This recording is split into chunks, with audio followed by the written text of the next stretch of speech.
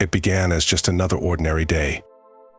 Rush hour traffic clogged the highways, commuters sipped their morning coffees, students dozed off in early lectures. Life hummed along in its busy, oblivious way, the concerns of jobs and errands and social media posts filling people's minds. No one was looking up at the brightening sky.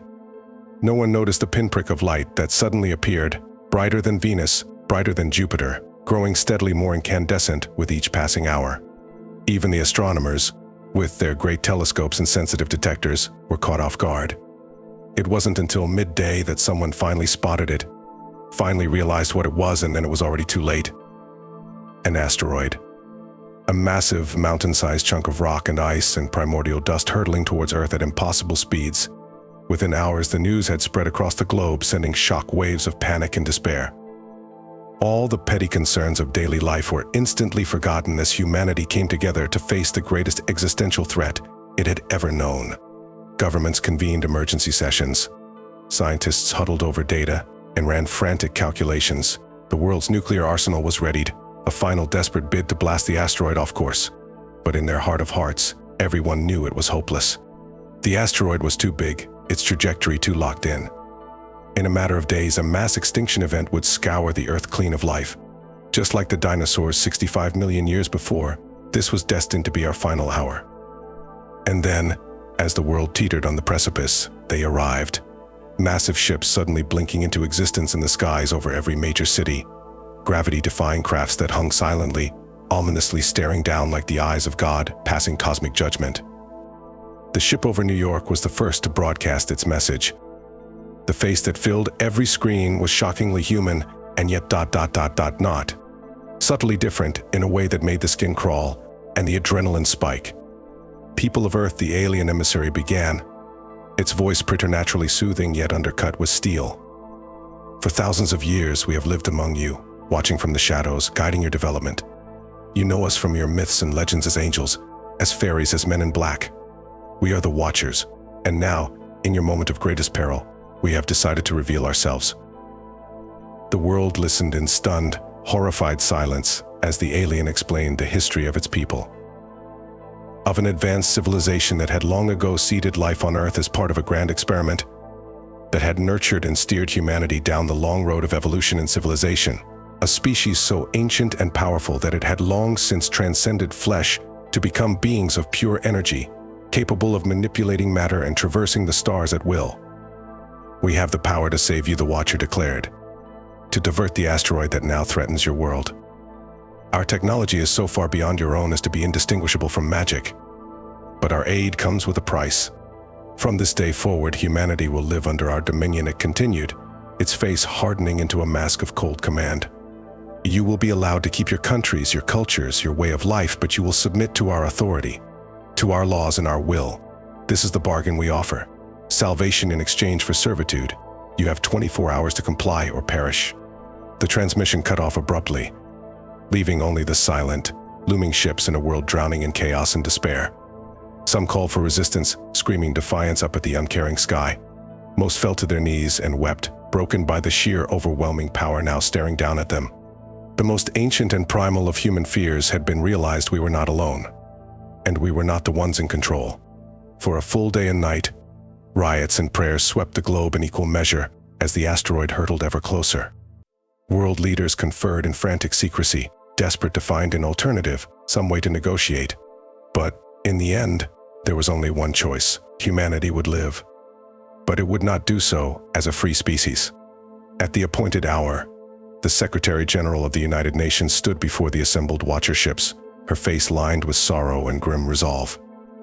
On behalf of all the peoples of Earth, we accept your offer, she called out, her voice swallowed by the still, heavy air. We submit to Watcher rule. For a long moment, the only sound was the fluttering of tattered flags in the wind and the distant wail of sirens. And then, with a sudden flash of light, the asteroid vanished from the sky as if it had never been. Spontaneous cheers of relief and joy erupted around the world.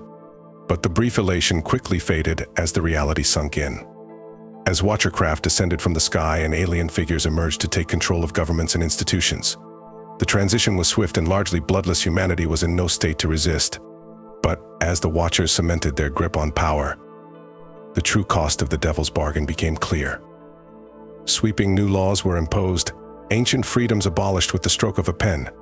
Dissent was banned, with harsh punishments meted out to any who dared resist the New World Order.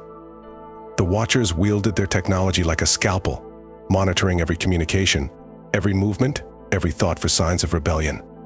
Privacy became a relic of the past as they weaved an invisible prison around the earth. Yet for all their dominion, they ruled with a surprisingly light hand, at least at first. The trains still ran on time, the lights stayed on, food and medicine were plentiful.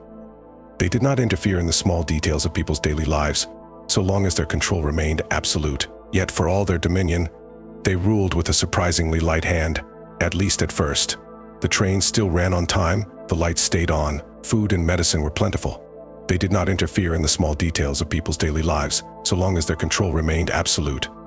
They claimed their only goal was to guide humanity to its full potential, to elevate us into a mature species that could join the galactic community. But many suspected a darker purpose behind the benevolent mask.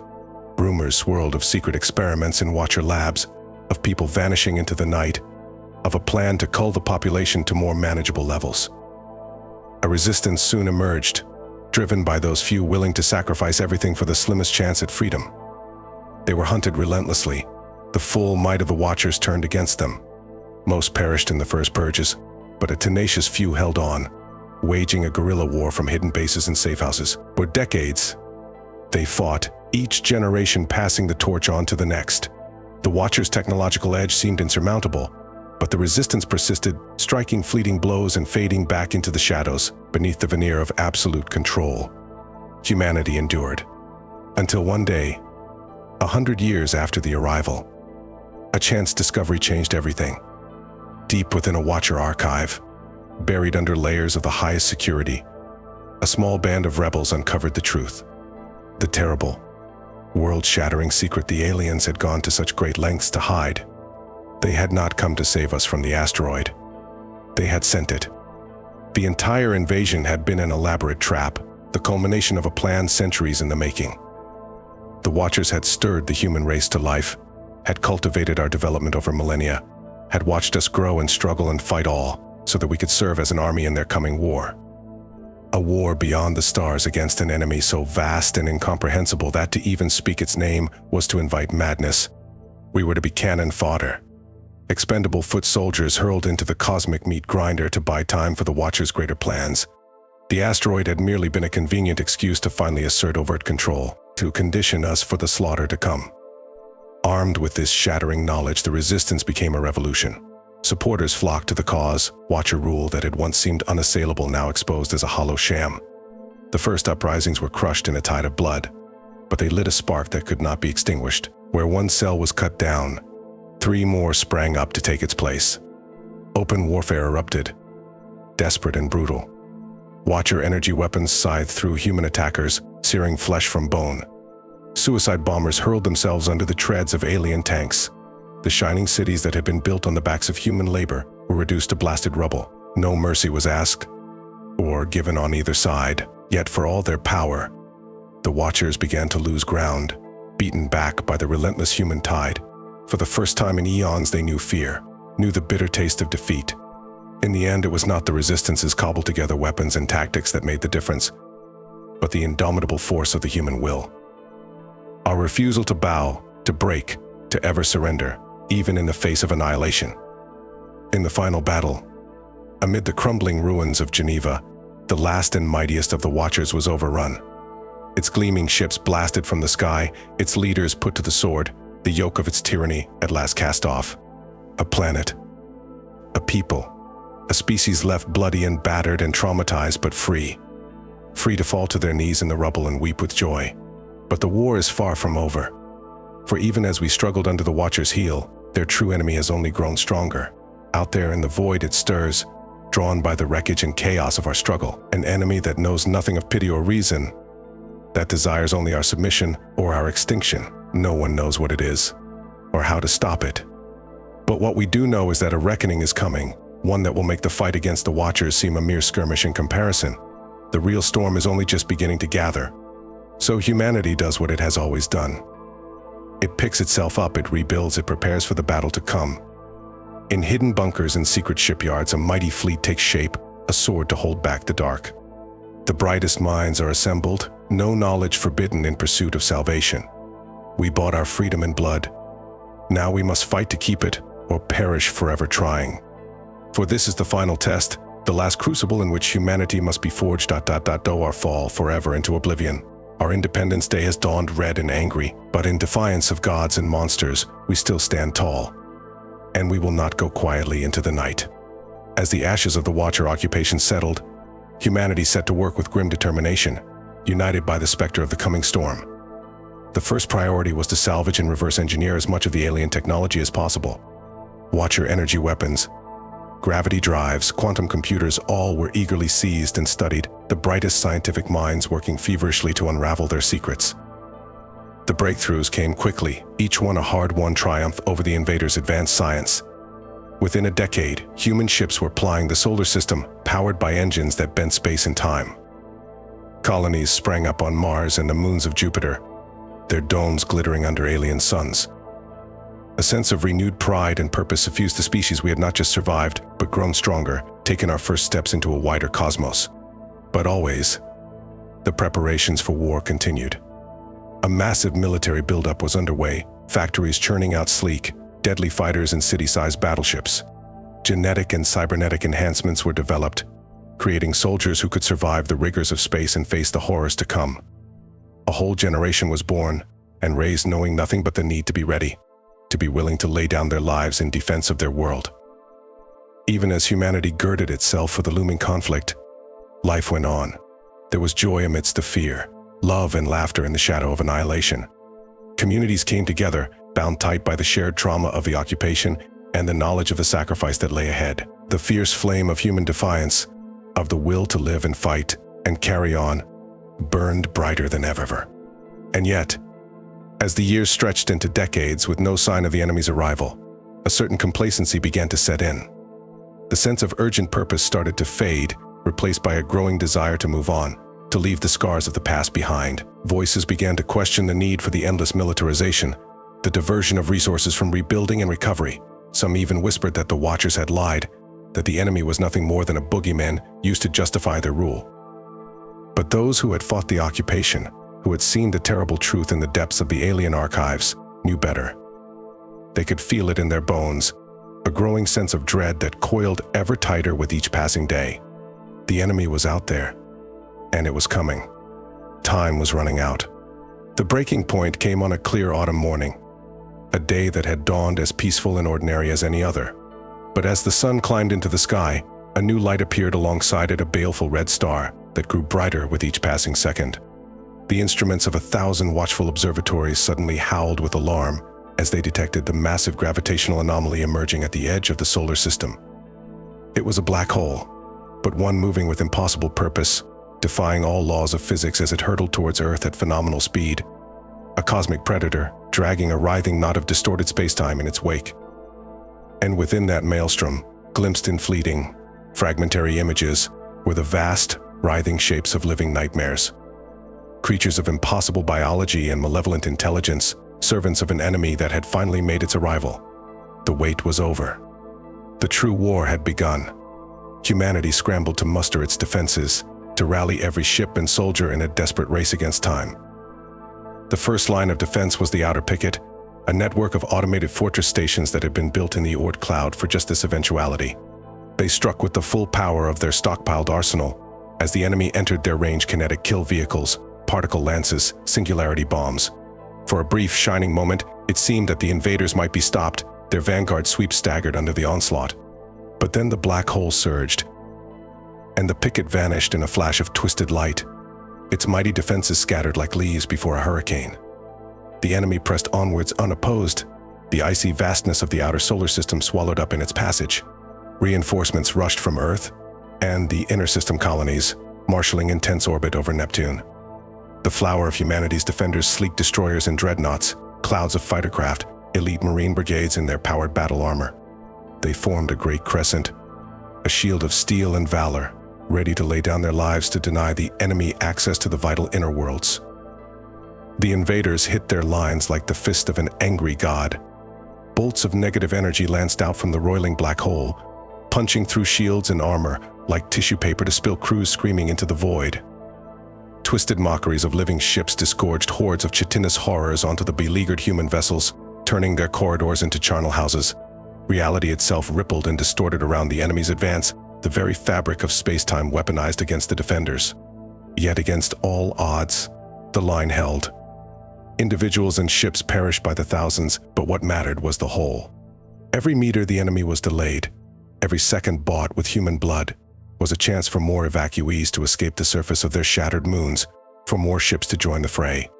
Admiral Juarez, her flagship nothing but a hulk of dead metal, led a desperate charge into the heart of the foe, detonating her warped core in a searing blast of mutual annihilation. The 15th Armored Planetary Guard Regiment held the line on Triton Base with pikes of tungsten and a final, defiant hymn on their lips as they vanished with their moon into the black hole's insatiable maw. 1,000 such acts of sacrifice and valor played out across that titanic battlefield, each adding their might of strength to humanity's stand. In the end, it wasn't enough. The weight of numbers, of sheer, implacable power, was too great.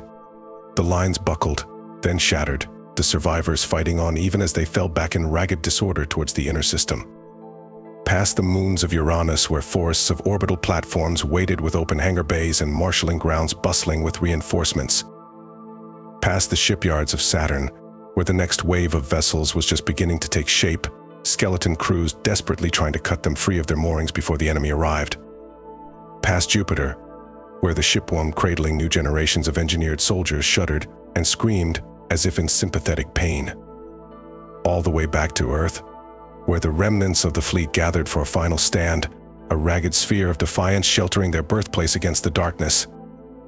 The finest warships of a dozen system-spanning fleets, sleek predators designed for this very purpose, reduced now to bleeding, battle-scarred hulks.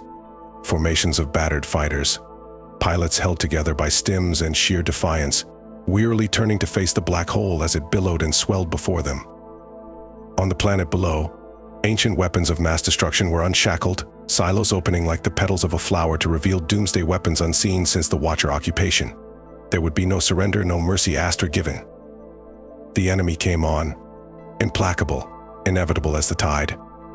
The very stars seemed to gutter and go out as it swelled to blot out the sky, a night without end raised to smother the last of the human resistance. Flights of fighters swarmed like gnats before a hurricane, stabbing into loose-off torpedoes at impossibly close range, each bright flash of impact buying a few more precious seconds of life for their world. The mighty dreadnoughts and battleships, monarchs of space, poured out the last of their fury in rippling broadside after broadside, secondary explosions racking their flanks as munitions cooked off in the inferno. Captains aimed their dying ships like spears into the heart of the foe, determined to sell their lives as dearly as they could. And on the blue marble below, the weapons of last resort spoke, gouting atomic fire and exotic energies up into the face of the descending swarm in a futile gesture of defiance. Continents burned and oceans boiled, tectonic plates buckling under the tormented crust, the mass extinction to end all mass extinctions rippling out through the biosphere. Yet still the enemy came on, the few surviving ships and automated platforms fighting now with the desperate fury of the doomed. The entire apocalyptic battle had lasted less than 3 hours, a span that had seen eons-old wonders of human civilization snuffed out like candle flames. In those final moments, the last failing sensors saw something vast and hideous emerge from the depths of the black hole, titanic flesh sheathed, in twisted geometries swelling to envelop the Earth, like an obscene hand around a marble. And then there was only darkness and a silence deeper than the gulfs between galaxies. The enemy had the planet, and with it the solar system, the whole of human space, in its grasp. The war against the Watchers, the great crusade to reclaim agency and control over humanity's destiny, had been for nothing. The species was finally, absolutely powerless before the forces that now moved to consume it. But even here, at the very end of all hope, the human spirit would not surrender. In those last instants before the crushing dark swallowed all, a few final acts of desperate defiance played out in the vanishing light. A single battered destroyer, all that remained of the once proud fleet, launched itself on a suicide run straight into the heart of the descending bulk, pouring the last of its lifeblood into its warp coils. rupturing space-time itself in its death throes, a final shout of rage against the dying of the light. On the doomed Earth below, in the shattered cities and burning forests, a billion voices raised one last hymn to the heavens, an outpouring of mingled grief and fury, sorrow and savage joy. The final act of an indomitable spirit that had carried the flame of civilization from the caves to the stars, that had dreamed and loved and fought and made wonders beyond measure. And unnoticed against the cataclysmic dieback thundering across the planet, a few final ships peeled away from the surface and soared up into the void on pillars of nuclear flame. Not warships these, but transports, colony vessels, world ships, each one packed to the bulkheads with stasis-held refugees, clutching the last and most precious treasures of all that humanity had ever been, seeds flung into the storm. They vanished into emergency warp jumps as the hungry dark closed in to smother the Earth, hurtling out at random into the trackless gulfs beyond the rim of the galaxy. Where to? No one could say. With the instruments of their oppressors destroyed and the archives of their achievements lost, it would be generations before any were equipped to navigate the void. But they would endure. They would find a way. And though the homeworld was lost, though teeming multitudes had been swallowed by the abyss, the embers of human civilization would endure out there in the vast dark. Until the last nights of the universe, the descendants of those few desperate starfarers would persist, would carry on the tale of their species. They would whisper to their children of towering cities under alien stars, of deeds great and terrible, of a blue world where their kind had first kindled a light of mind. And those children would raise their eyes to the void above and dream of the day that humanity would return to challenge the darkness once again. For the flame might gutter, might shrink to the merest spark, but so long as one defiant heart carried it into the future, it would never truly be extinguished.